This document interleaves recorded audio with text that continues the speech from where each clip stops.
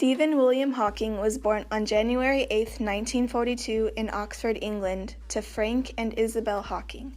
Despite being born during a tough time for the Hawking family financially, Stephen was always destined to do great things, as he was born on the 300th anniversary of Galileo's death. Hawking's father hoped that Stephen would go into medicine, but at a young age, Stephen showed an interest in the stars. Stephen's mother, Isabel, once said, "Stephen always had a strong sense of wonder, and I could see that the stars would draw him." Despite what most might think, Stephen wasn't always considered a genius. He was also recognized as a bright kid, but his focus was always on pursuits outside of school. He loved to dance, and once he entered Oxford University at the age of 17, he joined the Oxford rowing team. He confessed to have only spent an hour out of his day focusing on his studies, but still graduated Oxford in 1962 with honors. He went on to get his PhD in cosmology from University of Cambridge. Stephen Hawking is known as one of the most influential scientists of the 20th century. He has made many discoveries in the field of science and cosmology while battling a tragic disease called ALS. Even without any control of his body or the ability to use his voice, he has been able to write several nonfiction novels and teach at some of the most prestigious universities across the US and UK. Through hard work and perseverance, Hawking has managed to be one of the most accomplished human beings still alive today. Here's a short biography of his early life and how Stephen Hawking became one of the most famous physicists/scientists/professors in the history of the universe.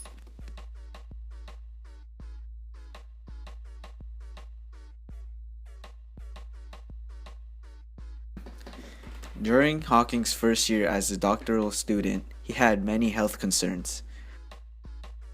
Hawking had felt that he was feeling more clumsy during his final year at Oxford, at which he had fallen down some stairs. When Hawking came back home for Christmas, his family noticed that his speech became slurred. This worried the family, so they decided to have medical investigations on Hawking's condition. Stephen Hawking, at the age of 21, was diagnosed with a motor neuron disease. Doctors expected him to live for a total of 2 more years. Hawking became depressed after this diagnosis. The doctor suggested that he continue his studies, but he felt as if there is no point. During the late 1960s, Hawking's physical abilities declined. Hawking began to use crutches and slowly lost the ability to write. It took a lot of persuasion to get Hawking to accept the use of a wheelchair. By the late 1970s, Hawking's speech became progressively worse. He could only be understood by his family and close friends. Someone would have to translate his speech to communicate with others.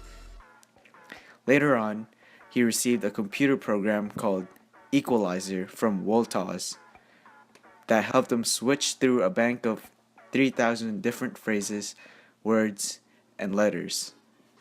This program was adapted to a small computer and attached to his wheelchair. Hawking was unwilling to accept help for his disabilities. He was a very independent man that wanted to be referred as a scientist first and a popular science writer second.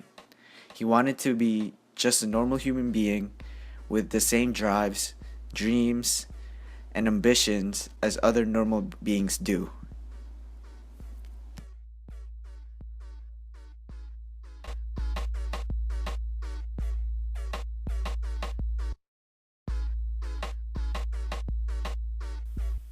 Stephen Hawking was one of the professors. Hawking is a popular writer. His first book, A Brief History of Time, was published in 1988 and became an international bestseller. In it, Hawking aimed to communicate questions about the birth and death of the universe to a lay person. Since then, Hawking has gone on to write another nonfiction books aimed at non-scientists. These included A Brief History of Time, The Universe in a Nutshell, The Grand Design, and On the Shoulders of Giants. He has also created a fictional series of books for middle school children and on the creation of the universe, beginning with George and the Big Bang. Hawking has made several television appearances, including a playing hologram of himself on Star Trek: The Next Generation, and a cameo on the television show The Big Bang Theory.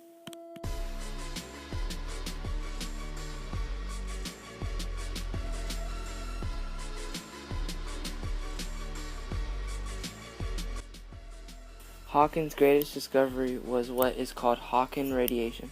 Hawking radiation is a theoretical prediction that states that a black hole can emit energy and thus mass. Hawking's prediction is that pairs of positive particles and negative particles enter the vacuum. One of the particles enters the black hole while the other escapes. The net result is that to someone who is viewing the black hole, it appears as if a particle has been emitted. Since the particle that was emitted has positive energy, the black hole is left with negative energy particle, causing the black hole to lose energy and mass. Therefore, the black hole continues to get smaller.